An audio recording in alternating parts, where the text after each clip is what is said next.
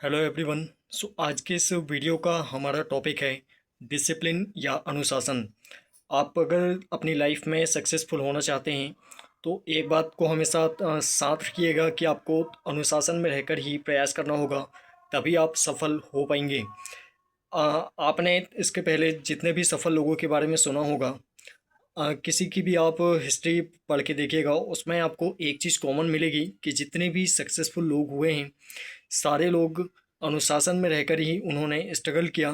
अनुशासन का मतलब है सही समय पर सही काम का करना, या फिर कब क्या काम करना है आपको प्रॉपर प्लानिंग करके अगर आप काम करते हैं तो उसमें आपको सफलता मिलने की जो संभावना है होती है वो कई गुना तक बढ़ जाती है।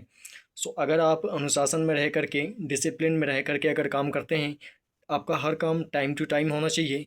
जैसे आपको सुबह से शाम तक की प्लानिंग करके चलना है कि आपको सुबह से शाम तक कौन कौन से काम करना है।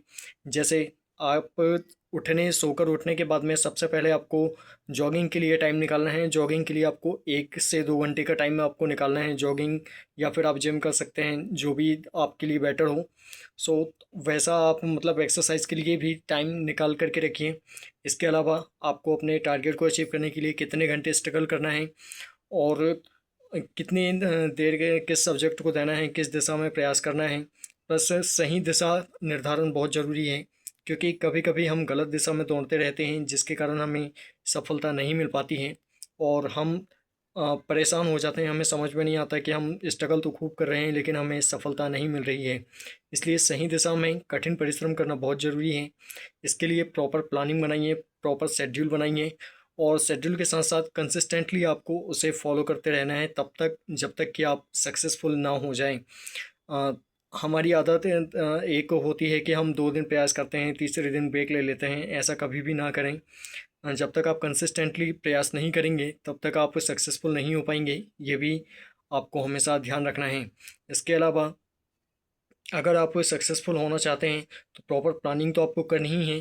कंसिस्टेंटली कॉन्फिडेंस के साथ में आपको तो प्रयास करते रहना है, तभी आप सक्सेसफुल हो पाएंगे। और साथ ही अपनी मेंटेलिटी पर बिल्कुल ध्यान दें, क्योंकि असफलता मिलने का एक बहुत बड़ा कारण नेगेटिव थिंकिंग होती है, या नेगेटिव विचार जो हमारे माइंड में आते रहते हैं, उसके कारण भी हम अनसक्सेसफुल हो जाते हैं।